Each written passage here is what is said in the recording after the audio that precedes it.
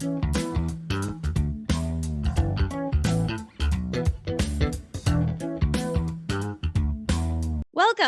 to Water Cooler Talk. It's just me today. My name is Rita Risha, the host of Bippity Boppity Business, a Disney business podcast for Disney enthusiasts and professionals alike. And I'm joined here today with George Morris, who is watching me currently make my coffee right in front of him. No with shame Splenda. whatsoever. Yep. With Splenda. The worst possible thing that you could do for yourself and probably the environment, with the man who's an environmental enthusiast. So George, if you want to give us your Seems like kind of a benign thing to be doing, right, Splenda? Yeah, I think that's all right. It's all right. You're going to give me some grace for that this morning. But for anyone who's listening, you want to give yourself like a 1-minute quick intro as to who you are and what you do? Well, that's a great question because I'm still trying to figure that piece out. Always Same, trying every to figure day, that piece literally out every all the day of my time. life. Yeah. So, I guess the simplest way to explain it is I'm living out here in Colorado and I've been an entrepreneur for well over 20 some years. And, ran the business, ran the agency, did some consulting, bunch of entrepreneurial nonprofit leadership work. And then eventually a year or so ago, I decided, you know what, I'd really like to be an executive coach, working with CEOs, founders, and the executive teams to kind of help them figure out some of the things that took me 20 plus years to figure out so that we kind of reduce the learning curve, if you will, right? Yeah, and there's So a lot to figure out. It's endless, right? No one's going to have all the answers, and if they say they have the answers, I suggest running from them. But if I can give somebody some knowledge that will help them iterate quicker, help them reduce the learning curve, that's great because that's going to accelerate their growth as a leader, and it's going to accelerate their speed of growth as a company.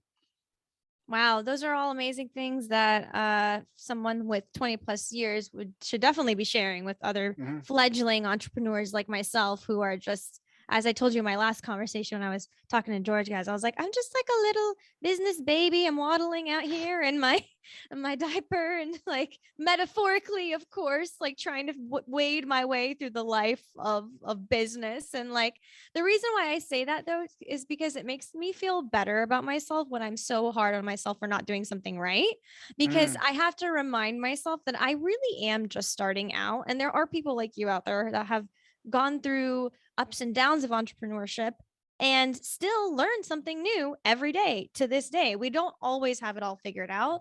And that's kind of part of the reason why I wanted to have a show like this, is to show that even beyond the LinkedIn profiles of people who look amazing and have it together and are definitely qualified and have awesome experience, we all go through our struggles and we gotta sometimes sit by the water cooler and talk about it.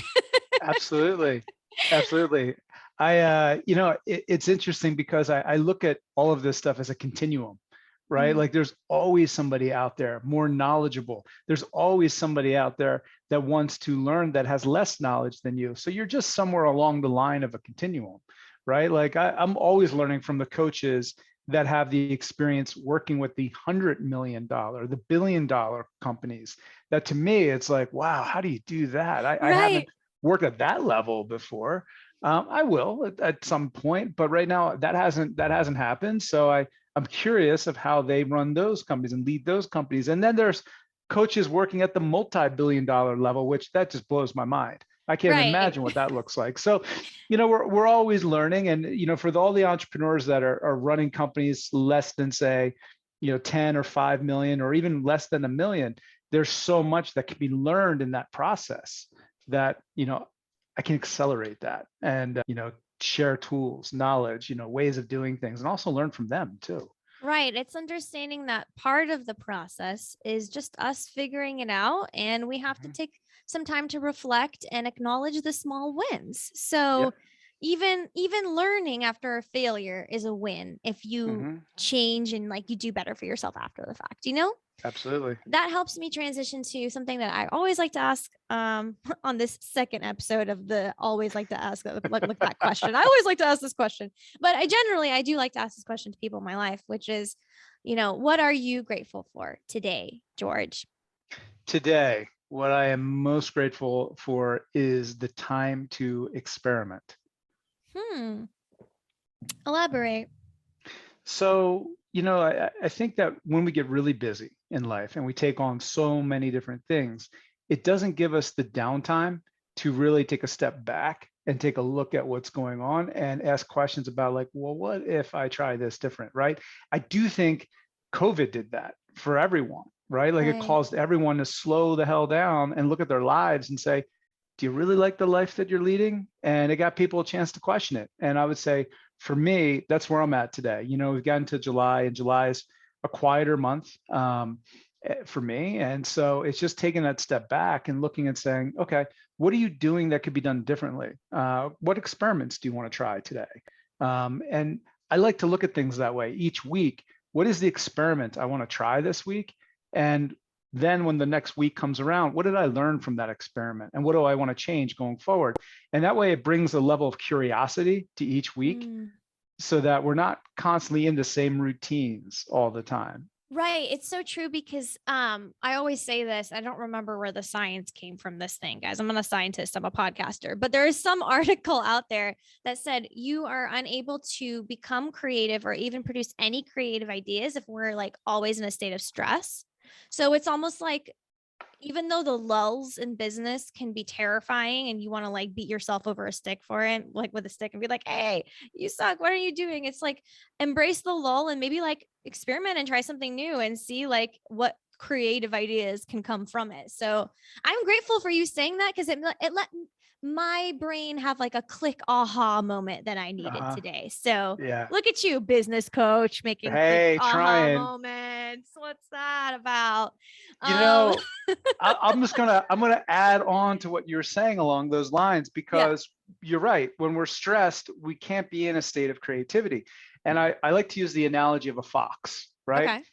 Okay. If you think about it, and I think this applies to all animals on the planet, including ourselves, but a fox that's out in the wild, that's playful, ears up, eyes open, exploring, it can see everything. It's got this wide panoramic view, and it just kind of follows what it's curious in or what it's hungry for, right?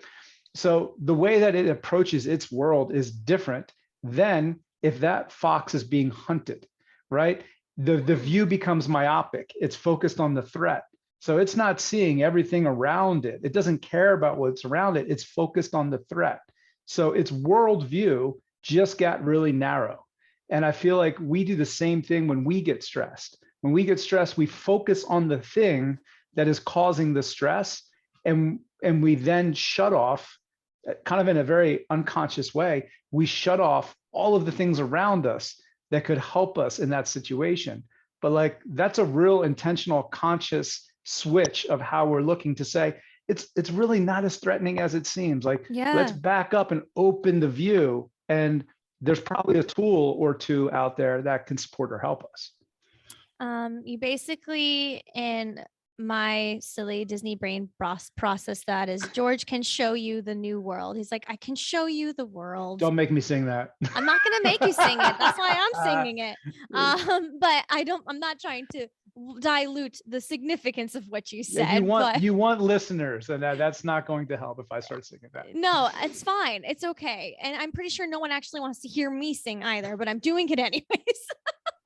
But I am very much enjoying this idea of the fox, something that we look at and we think, oh, they're vicious. They're always, they are the prey.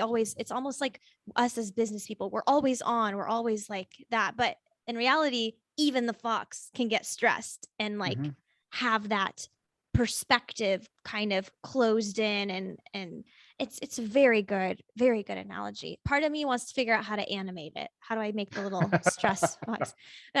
I'm not an animator, but maybe, who knows?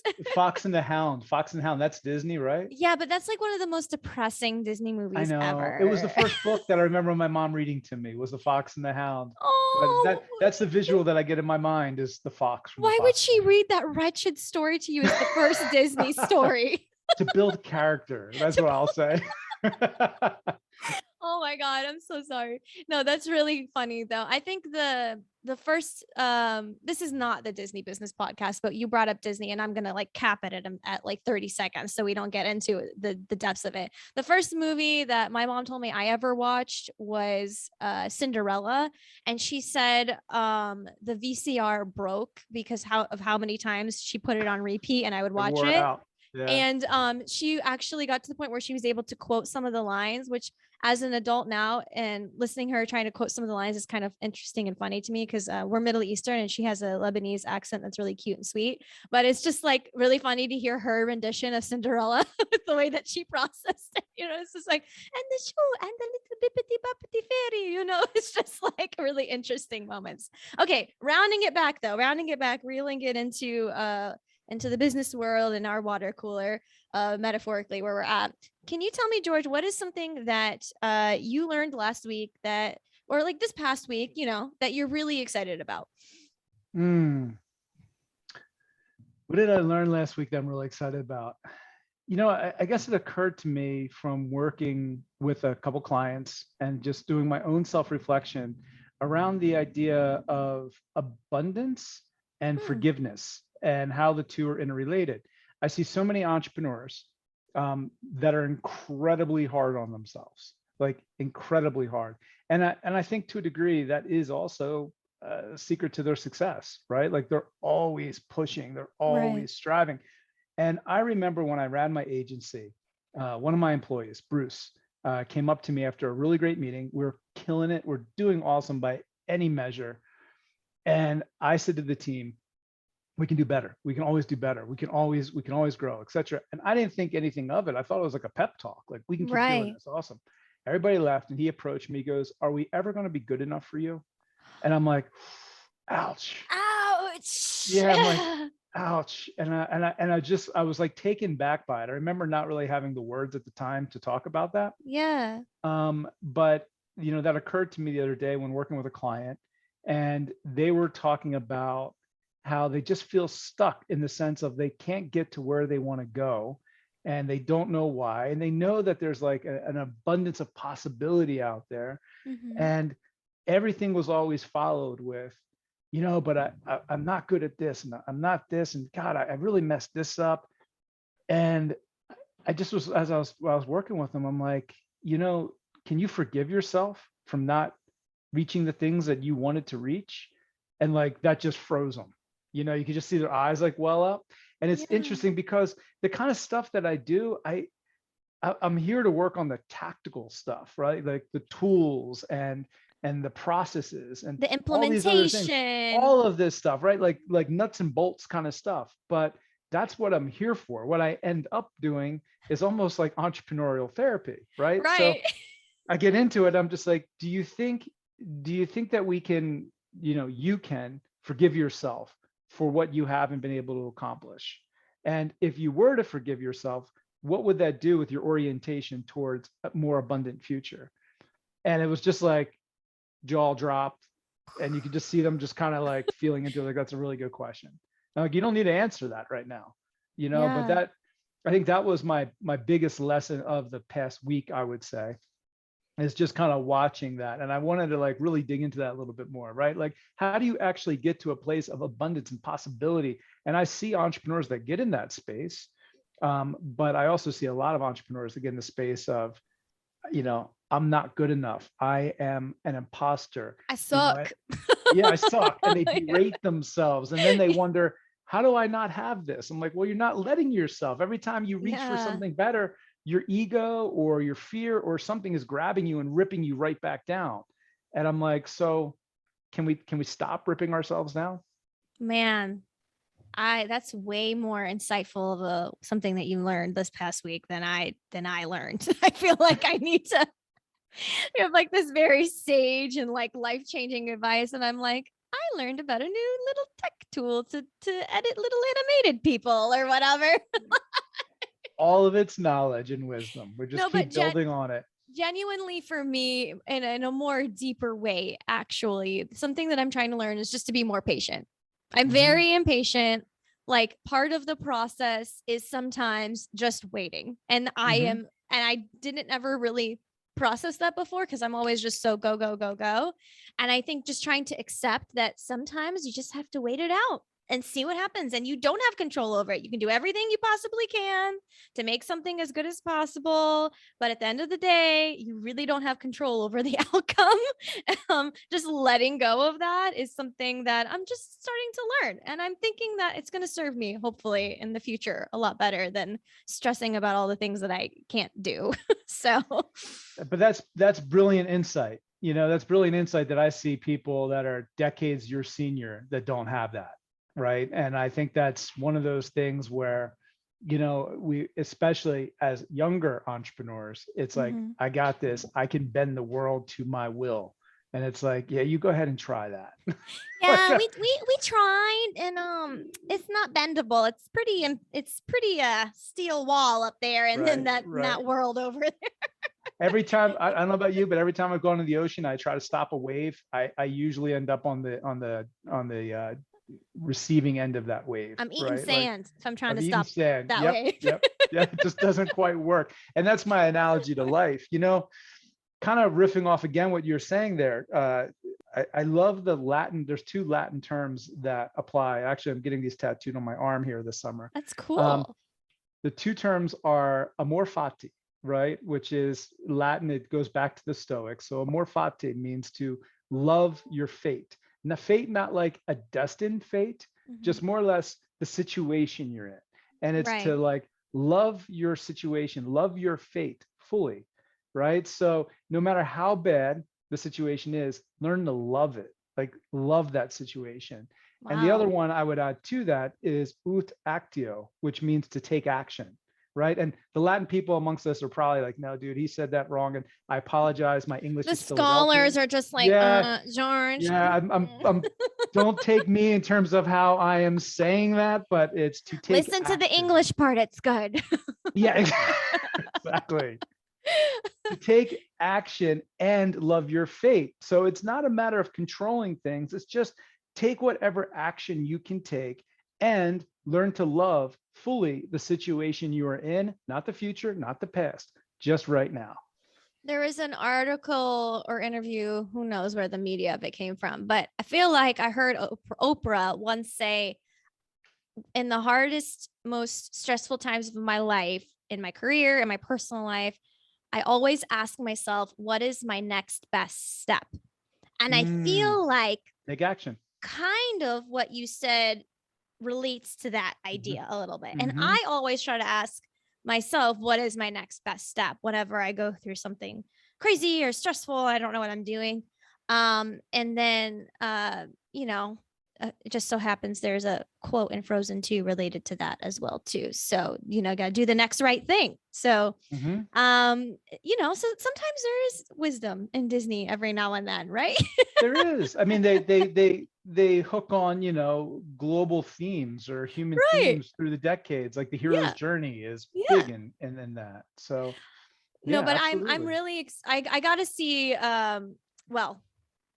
if it's in an okay place to see. If you want to, you got to show those tattoos. I just realized I was like, oh, I got to see your tattoos, and I was like, that's probably weird to ask Rita on a business. No, not at all. When I get them, I'll send you a picture. All right, cool. Because we're all friends here. I was just realized like that might be weird to ask, but I'm a weird person. So anyways, my next question for you to kind of round out a little bit is, since this is a LinkedIn themed conversation, what's something regarding LinkedIn that you do all the time, like on your profile for your personal brand, or just like, a tip that you can give people trying to better network on LinkedIn? Well, I'm going to give them one of my experiments that I've been running here for the last few months, which is I'm actually reducing my network. So, there's an algorithm behind LinkedIn. Right. This is, and it's kind of pairs up with just kind of my intention here as well. So over the years, I always thought that a bigger network would be a better network because it would give me more opportunity to connect with people. And then you'd be 1 or 2 degrees of separation from the people you really need to talk to. That's how I feel personally. So I'm excited to see a different perspective on that. Yeah. And I think most people feel that way. But I would challenge that because I don't believe it's about the numbers. It's about the quality. And so what I've started to do is trim my network down. I was up at around 15,000. I'm down at about 12,000 now. My goal is to get that down as low as I can get it, without feeling like I'm forcing the cuts. So what I'm doing is I'm just going through and saying, have I met this person in person? Have I talked to them for at least 10 minutes over the phone or over Zoom or anything like that? What's my relationship with them? Because so many people on LinkedIn just reach out like, I want to connect with you. Okay, cool, great, we'll connect, right? Right. The problem is that doesn't really serve any of us. If we actually cultivate a real community where we really know people, that's going to work better because it's going to speed up our connections and build a level of trust within our connections. So Rita, you come up to me and you say, hey, George, I really want to talk to your connection, Mia. Yeah. Can you go ahead and connect me to Mia? I come back and say, Mia, who? Okay, cool. I search, I find Mia. And I look, I'm like, I don't know who the hell Mia is. Like, yeah, we're connected, but I have no idea. I ain't got no damn clue who Mia No is. damn clue who Mia is. And so, yeah, sure, I'm connected to her, but I can't help you, right? Like, Yeah. I mean, I could, but she doesn't know me. Now, take this the other way around. If I cultivate that network, I got less options, but I come back later and you reach out to me and say, George, I really want to talk to Nanette. And I'm like, okay, great. I can connect you with Nanette. I know her really well. We grab breakfast every few months. I'm going to put you guys in touch. Yeah. And like, now that's a meaningful connection. That's a win for you, a win for her, a win for me. And if we can find win-win-wins by reducing our network, that's my theory, is that's going to create a better situation for us all. So that's my latest experiment with LinkedIn. I'm really interested to see how this experiment unfolds and could potentially like turn into like a case study for you or whatever that could like turn into a book or something that I would like buy, or who knows. So just saying. It'll be a really short book, short book. Ebook. An ebook's perfect. For the ADHD amongst us, 30 pages, we're good to go. Amen to that. Yep. I am that ADHD person. So speaking truth, we're taking the water cooler to ADHD church with that comment. So all right. Well, George, I love talking to you, dude. I feel like I could talk to you forever, but I'm pretty sure other people don't feel the same. At some point, we got to round out this conversation. So my question to you is, if anyone who is listening is like, George is pretty cool, I need him to help me with my business and get my life together and maybe be like my black market entrepreneurial therapist, how can they connect with you? What shout it out? Real simple. Just go to my website, gmorris.com. Spell like the cat, Morris. So just gmorris.com. And all my stuff's there. Wow. Like a G. Mic like drop. G. Very simple. gmorris.com. Yep. And if anyone listening wants to be interviewed by me and shout out their business or just talk to me and you enjoy this conversation, hit me up on LinkedIn. My name is Rita Risha. And we don't have to talk about Disney or sing. You can specify that if you are vehemently against that. It's okay. But anyways, I hope everyone has an awesome Friday. And this was Water Cooler Talk. So yeah. Episode number 2. Number 2.